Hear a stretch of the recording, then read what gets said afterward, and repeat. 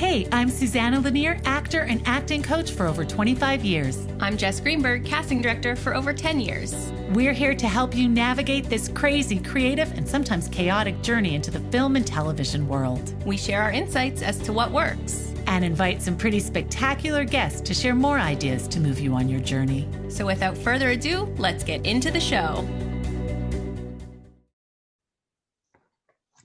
So today we have the pleasure of speaking with one of Montreal's most sought-after talent agents, Marc Elias from House of Marc. Welcome, Marc. Hello, hello, ladies. How you doing? Hi, good. How are you? Thank you. I'm very well, thank you. That intro is very flattering. I appreciate it. All true, but awesome. Yes. So, Marc, we generally like to start with a bit of like an origin story and how you got started as being an agent. So being an agent, it's kind of a convoluted story. I'll try to make this, I'll give you the Reader's Digest version here. I was a student at George Brown in Toronto in their theater program for 2 out of 3 years. I left after 2 years. I was working for Mirvish at the time, and I just needed a change of pace. I needed to move out of Toronto, change of scenery. So I decided to pick up and move to Montreal. And literally the night before I left, I had no job lined up. I had an apartment, and I figured I'll just figure it out when I get there. And the night before I left, a girl that I had gone to theater school with who lives in Montreal, she called me up and asked me, have you ever thought of working for an agency? Because Heidi Hawkins was leaving Glen Talent and they were going to need a new assistant. So I applied, and just kind of on a whim, and ended up getting an email from Susan saying, come on board. So it was really circumstantial. I'd never really thought of working for an agency. It was not an ambition of mine whatsoever. But I had worked in many different aspects of the industry before. I started acting when I was just a kid. So I kind of worked my way through different venues of the industry and kind of found myself in an agent's office, but realized very quickly that all of the other things that I had done in the past had kind of not only led me to where I was, but also really helped me in what I was doing. So I kind of quickly picked up what the job was and went from there. But it was never, I don't think anybody wakes up and is like, I'm going to be an agent today. You know, I don't think that's a thing. Yeah, that's amazing. And that's what we actually talked to Jess on the first episode about how she got in casting. And she was kind of similar story, right? She said, I want to get into entertainment industry, but she wasn't sure what area. And then casting found her. Yeah. And so it's interesting, you know, and so now she's our casting agency. Yay. So has your background in acting helped you as an agent? How has it informed you as an agent? Well, I think my whole brand is empathy and compassion. And I think that really ties into my former career as an actor. I understand what it is that when I give my actors something to do, I understand what the process is that they're going through in order to give it back to me. So I think it's something that I think lacks in a lot of the agent-actor relationship is the understanding of the process, because a lot of agents don't come to this world by having been an actor before. So to just launch a self-tape at somebody without understanding what that process really involves can kind of cause a disconnect. So I think absolutely it helps me, just solely in the sense that I understand. I've been there. I've done this before, so I know what it is that the actors are putting in, what efforts have to go in order to get where they want to be. Right. That's kind of what the other question that I wanted to ask you is that I did notice on your website, you had said in your bio that your goal was to be an agent I could never find for myself as an actor. And so that is the empathy side of it. And what were you frustrated? Was it the empathy, or when you were acting and looking for agents or had an agent, what was making you frustrated about the agencies? You know, it's a tricky question because I think that an agent-actor relationship is individual to each agent and each actor. For me, I really needed somebody that was going to hold my hand through the process and help me be my business partner, help me figure this out. I was a very young kid at the time that I was represented by anyone.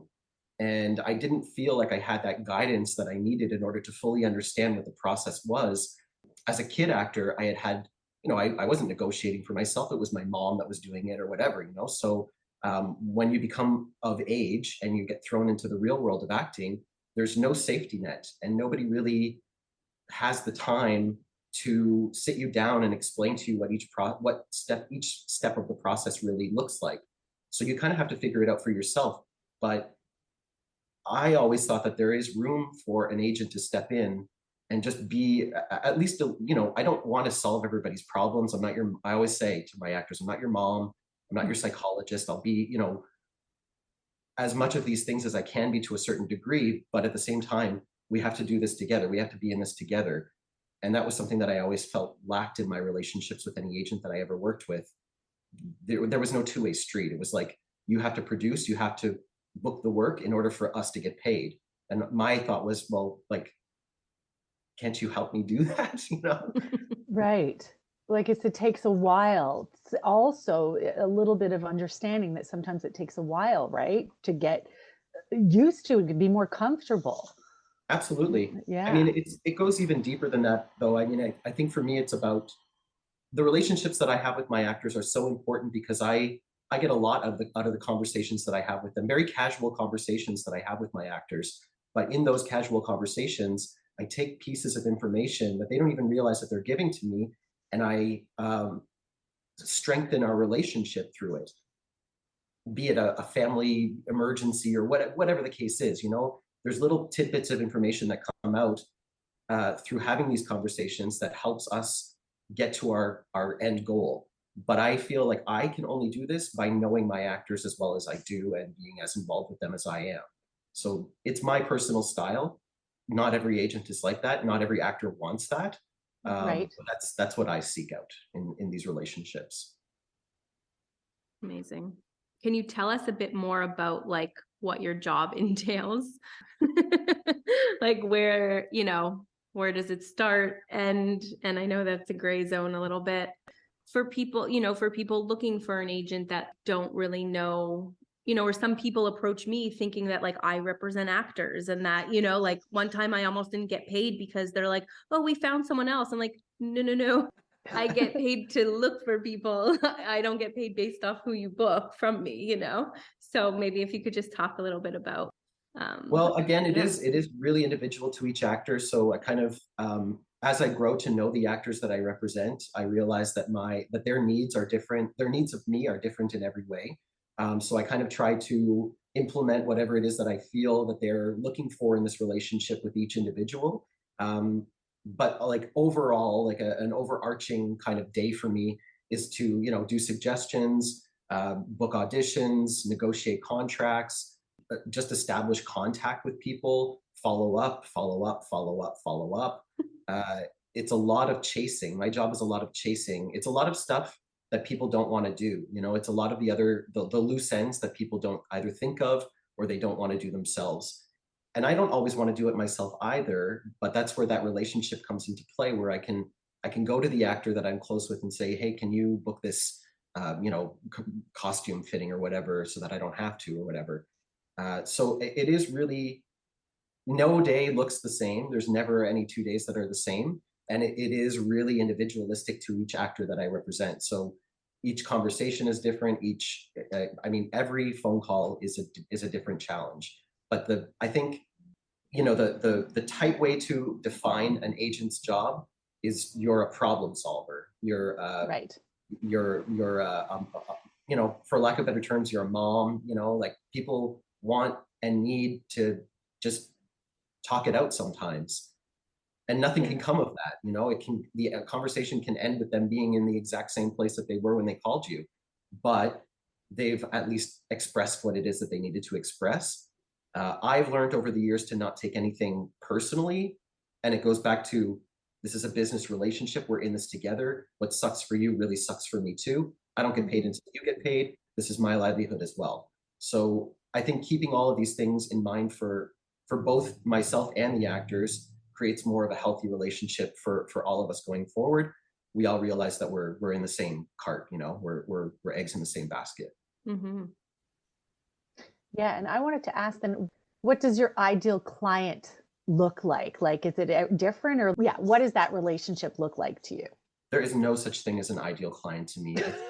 It really they don't exist. They don't exist. They really don't. I mean, the ideal client is somebody that is hungry for the work, that is willing to put the effort in, that doesn't make me have to follow up with them every 5 seconds to make sure that they're doing their part of their end of the bargain. Um, there are obvious things here, things that seem obvious that aren't always necessarily obvious, following up on deadlines and things like that. But in terms of like an ideal client, it's really tricky to peg down. I mean, I want people that have um, a bit of ambition in all different aspects of this industry, be it on camera, voice, video games, whatever. Because I think being, especially in the community of Montreal, the more diverse you are, the better off you'll be in the end. If you're just kind of focusing on one part of the industry, it's going to be very limited. So I want people that kind of have, you know, that wear many hats and that are comfortable with that. But I'm also ultimately a good client for me is somebody that wants to communicate with me and that I want to communicate with in return.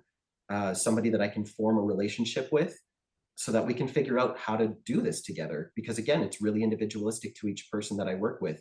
What tricks I use for one person doesn't necessarily work for the next person.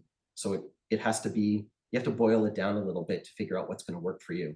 Like based on their individual goals, right? Because not everyone has the same goal in the industry. Their goals, their strengths as well, because your strengths are not always equal to your goals. And they need to be a realistic voice in that sense, you know. And that again, it comes back to the relationship. If I feel like somebody is veering off in a direction where they shouldn't, or that I know is not going to help them in the long term, I need to feel comfortable enough with that person in order to tell them that.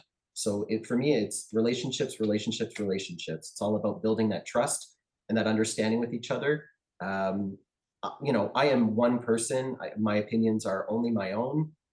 Take them as you will, but just having that connection with an actor will at least guide you toward an open conversation, and that is a big plus in the right direction. It's just so important to be able to talk to your actors and for your actors to want to talk to you and not be scared, you know, I've never understood this whole thing of actors being scared to talk to their agents. It makes no sense to me. It seems so counterproductive to what it is that we're trying to do. And I understand that. I think a lot of actors feel like they're bothering their agents, and you might be, you know, you might be calling it a really bad time. It's not as much as I don't take your shit personally, I don't take, you shouldn't take my shit personally either, you know? But that's awesome. And I mean, that's what I do try to, when I talk to, you know, the students in class and stuff, I'm like, think of it really as a relationship. So I love that you're saying that, because somehow some acting coaches have said, like, don't be scared of your agent. They work for you. You pay them. And I'm like, meh. That's not true. It's you're working together with a joint goal. And it's true, they don't get paid until you get paid, but you're not cutting them a check. You know, that's not the relationship. It really is a relationship. And it is, I mean, listen, when I started out, I was scared exactly that. I didn't want to bother them, and who am I? And I don't work that much and all that. But there's certain things that you do need to talk to your agent about. And so I don't know, this is how I often tell the students. I said it's really that balance between patience and persistence. You stay persistent on your goal, but also be patient that it's not on your timeline. And you do have to be respectful of other people's time also. So, but you do need both, because if you just don't care, you're finished, you know. Like if you don't care, Absolutely. then people don't care. But if you're like super intense, you drive people away too. So it's finding that balance. Such a good point, because you know, as much as I want to talk to my actors, they all have to realize that one actor is not what I'm living off of. So I have, you know, like right now I'm working with upwards of around 50 people, give or take. Yeah. Wow. They're not all, you know, get banging on my door every day. Like there's a lot of them that are just, you know, long-term investment sort of thing. But it's as important. As much as I want to talk to you, it's also important that you realize that I need time to process all of these things as well. And it's a problem with the industry in general. I feel I've worked in Montreal for about 10 years now, and I've realized that within that time frame, the industry has changed significantly. We don't have time to think about anything anymore. We're just told a breakdown will go out. You have an hour to do suggestions. We're going to shoot auditions at you. The auditions are due in a day. there's no time for anything. You can't think. Jess is hiding her face. It's I know. you're not the biggest culprit. And and I understand on the casting side as well that it's not you're not in charge of this either a lot of the time.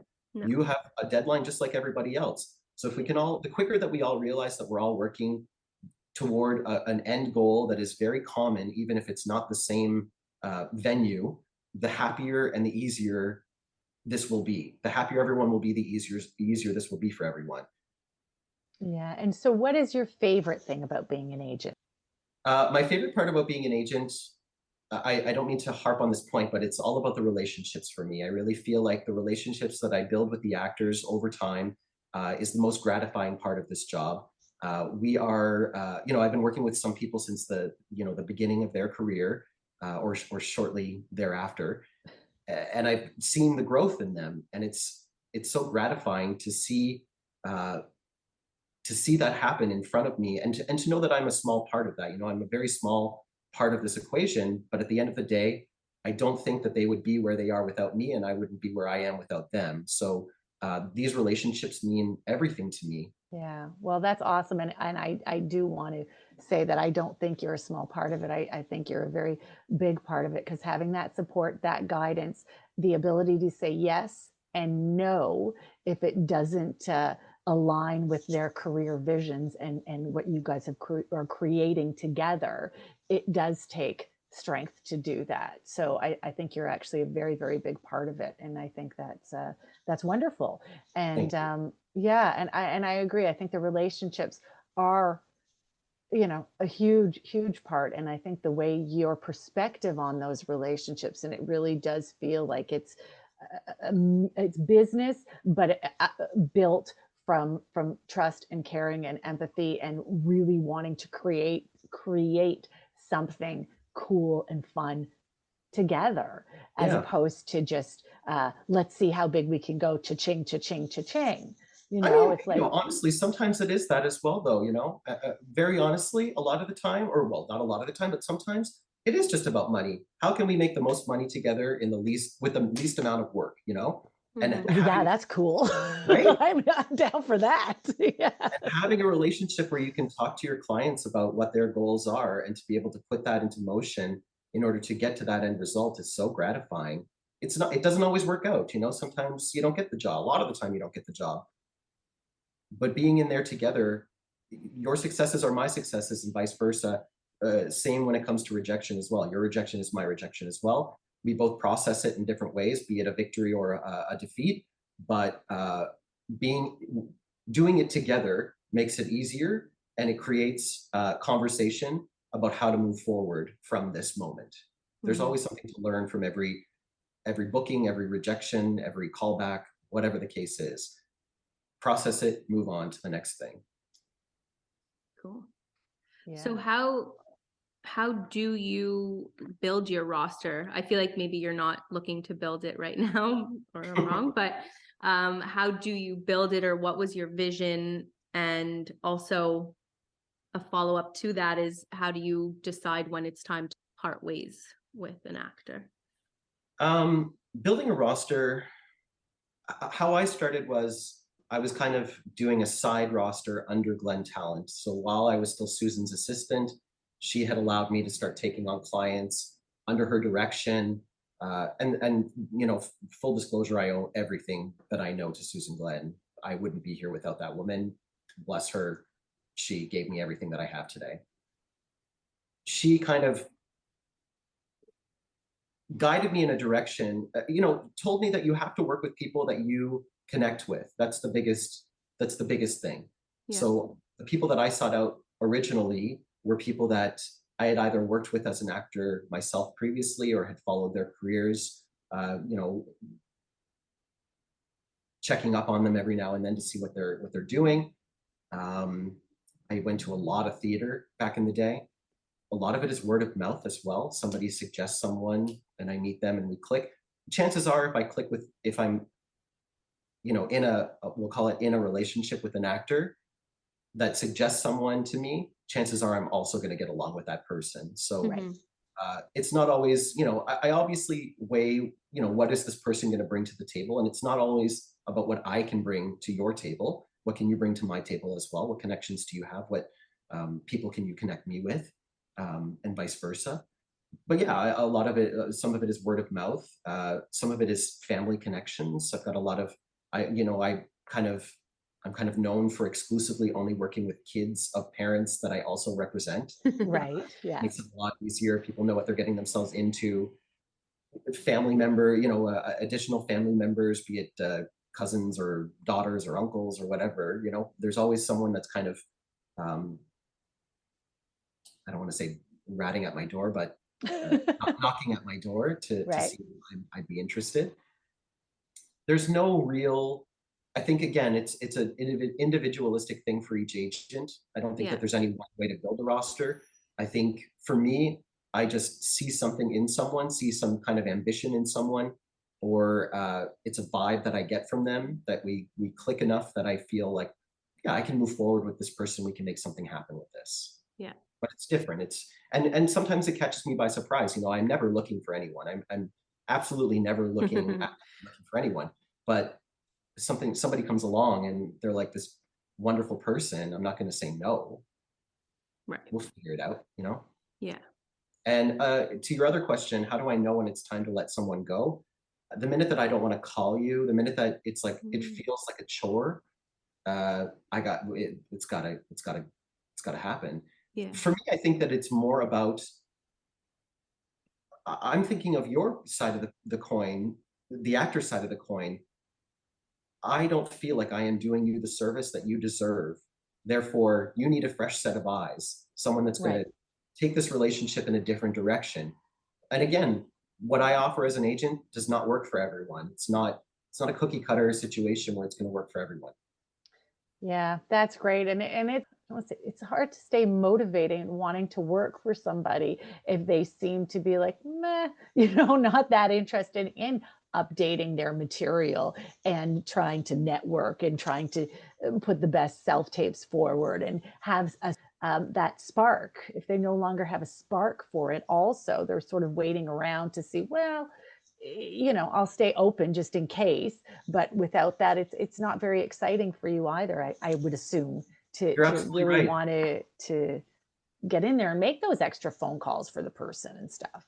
This is a big waiting game. A lot of the time you are just kind of waiting around for someone to call, but it shouldn't always actively be like that. If you have ambition, then make something happen for yourself. It's not always like, I'm not the Wizard of Oz, I'm not going to be your magical creator that's going to make your career happen. We can do this together, but you can also push yourself forward. And that's done in many ways. Keeping your stuff updated, make sure that you're not using a headshot from 1993.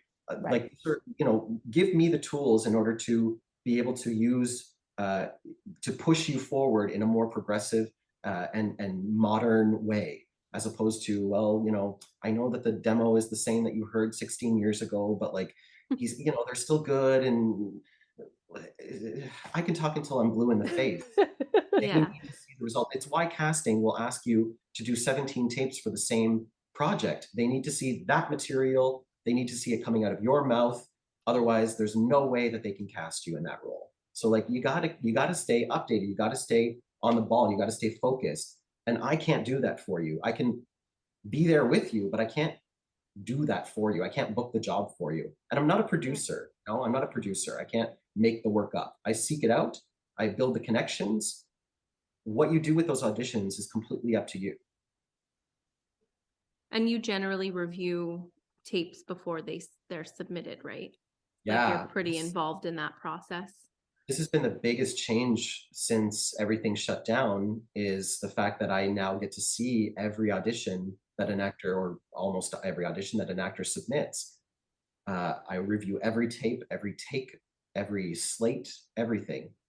Because it's my name on there as well. I mean, my agency is named after me. I don't want some product going out there that is not up to my standards. Yeah. And I'm very open. I'm very honest. And again, it goes back to the relationships. I feel like I can reach out to the client and say, this isn't cutting it. You're not going to book this off of this job that you did last night within an hour, that I can tell that you did that, So step it up, do better. If you want to work, you got to step it up. And again, being close with someone enables me to have that conversation without it being a big dramatic, oh, he doesn't like me, and oh, blah, blah. That's very counterproductive to what we're doing as well. You know, we're in this together. No, it's almost like the more feedback you give, the more you actually like them. It's like you Yeah. want to help them. It's like you know them. And I guess that's a good positive thing to come out of self-tapes is you could really, when they went into the room, actors came into the room, you had no idea how they'd perform. So you would almost have to have more conversations with casting of, this person isn't booking so much, like what happened in the room or whatever. But But now even you then, sort of you know, see. I mean, I have great relationships with most casting directors in the city, Yeah. but no casting director is going to sit me down and tell me, like, we're not going to sit down with hot cocoa and braid each other's hair and talk about an actor and their career. You know, like it's very rare that I can get constructive, detailed feedback from a casting director because they're just doing their job as well. They don't have time to turn around and talk to me about all the problems that I've got in my life. So it's about, you know, this industry, as much as we need to be connected, you also need to do your own work on your own, Yeah. while maintaining those connections. Uh, it's a delicate balance. It's a delicate balance, and it's not something that everybody can find. And that leads to, you know, unhappiness and depression and people spiraling out of control and calling me all the time to, oh, why am I not booking you? Why? Well, I don't know.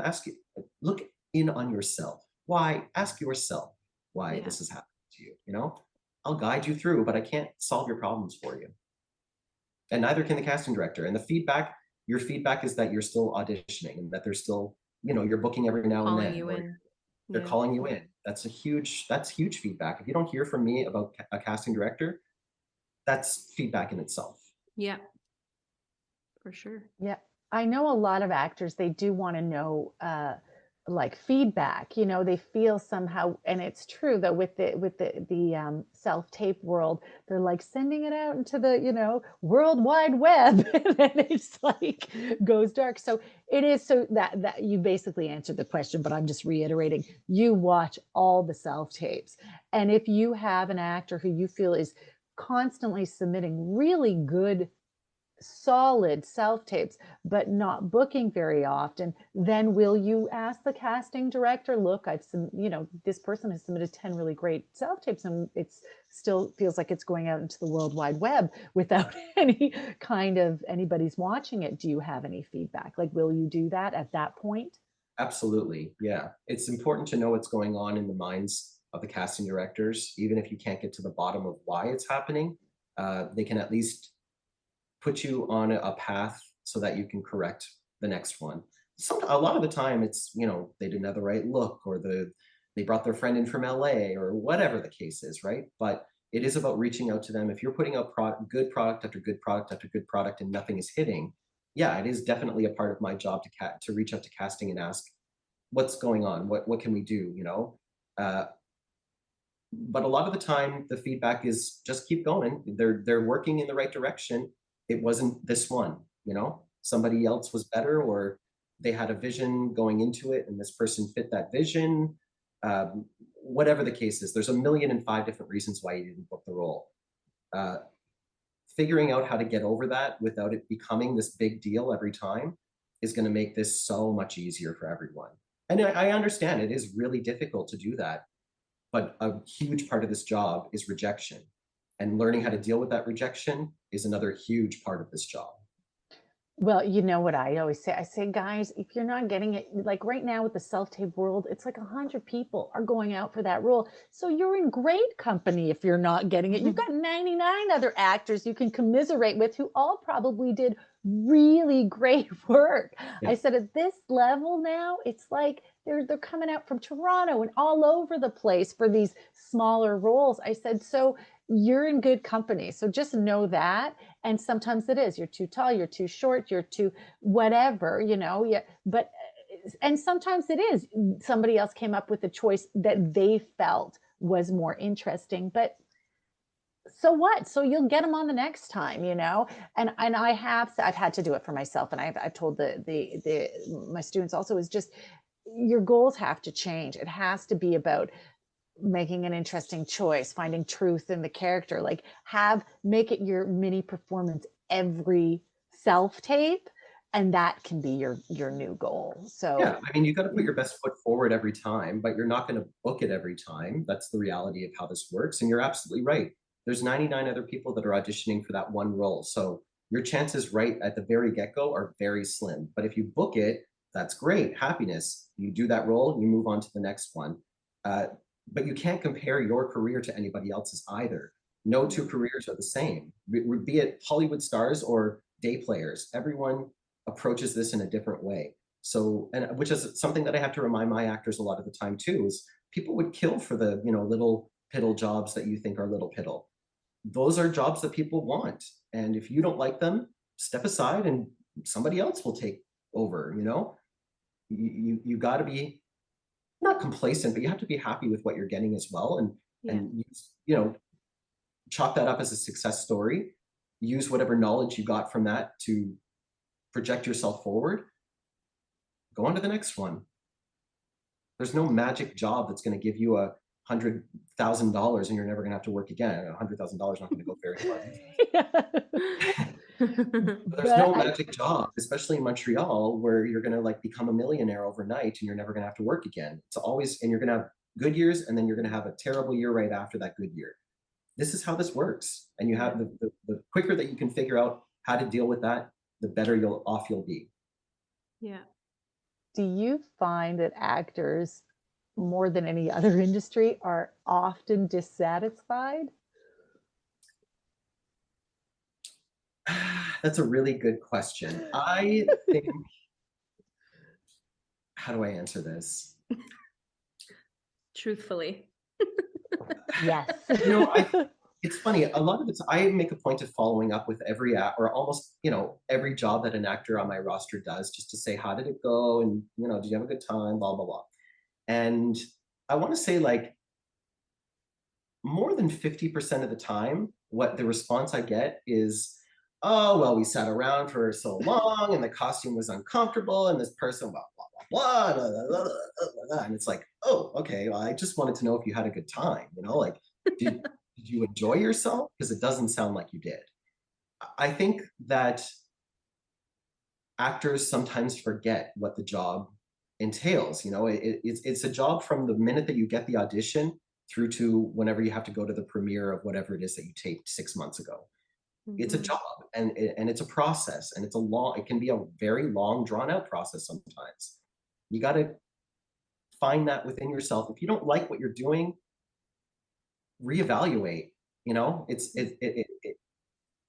Because again, we're in this together. So your feelings are my feelings and my feelings are your feelings, and what you're going through translates to me. And I try not to take this stuff personally, but I'm kind of like a sponge, I soak up your emotions and I eat up your problems. How do you protect like your peace, and how do you keep a good mindset for your actors? Right. Yeah.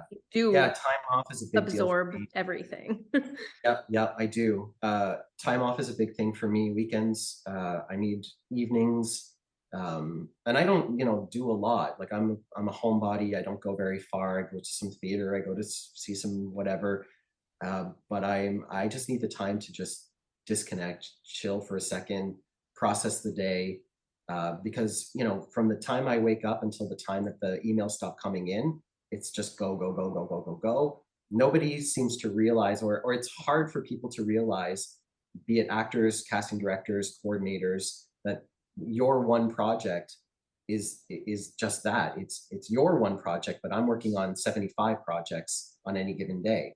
So, I have to, and that's on me. I have to figure out how to prioritize the things in my day. But at the end of the day, I need time to just process all of this and just like chill for a second. Yeah. It's like running a marathon every day. I wake up in the morning, I go, go, go, go, go, go, go. I need to recharge at night to do it all over again the next day. For sure. The other question I wanted to ask you was about a lot of Montreal actors also have complaints about that a lot of the smaller roles go off to people in Toronto. And I wanted to ask you about that. Do you find that a lot of smaller parts are going to Toronto? Do you hear that from your actors? And so what's your thoughts on the whole Toronto getting cast in Montreal productions? I do hear this a lot. Um, I think if you watch the products that are being produced here, the projects that are being produced here, it can become clear. I say this, but I don't know every Montreal actor, so maybe it's flooded with Montreal actors. But when I watch a project, I know a lot of Toronto actors. I lived there for quite a while, Yeah. and I worked with them, and I can be like Toronto, Toronto, Toronto, Toronto, Toronto, Toronto, Toronto, LA, Toronto, LA. If you can do that, I feel, and again, maybe casting is better suited to this question because I don't know what the stipulations are on the other end. Are they simply here because they get good tax credits, but nothing else matters? Or are they here because they truly believe in the talent pool that is here? So those are two very, very different things. If they don't really care about who it is that they're casting, then we're going to see people from all over the place. But if they really truly are here because they think that Montreal is the best place to do their shoot, Three Pines is a great example. Three Pines is going to be flooded with Montreal actors. Amazon specifically came to Montreal to do this project because they truly believed in the local talent pool. And fingers crossed, I hope that it will be a success because it will be almost like an audition for the city, for the rest of the world, to show them Montreal can hold a series on its shoulders with just Montreal actors. It's possible. Amazing. Yeah, that's I amazing. mean, obviously, Alfred Molina is in it. Like there are other actors from other places in it, but the majority, the biggest chunk of actors are from our own city where this was shot. And I think it's a great opportunity for the world to see that it's possible to do that here. I think that we discount ourselves a lot of the time. We are like this little gem of an industry here that it's like we keep it secret. We all know about it. We all know how good everyone is. And instead of like broadcasting that to the world, we just keep it for ourselves and let people come in and, taste a little bit and then they leave and they go do their other projects elsewhere. If we could find a way to kind of show the world that we've got the talent here as well. It doesn't matter where you are. The talent is wherever you are. We could be so much happier. I feel like everyone would have more work here.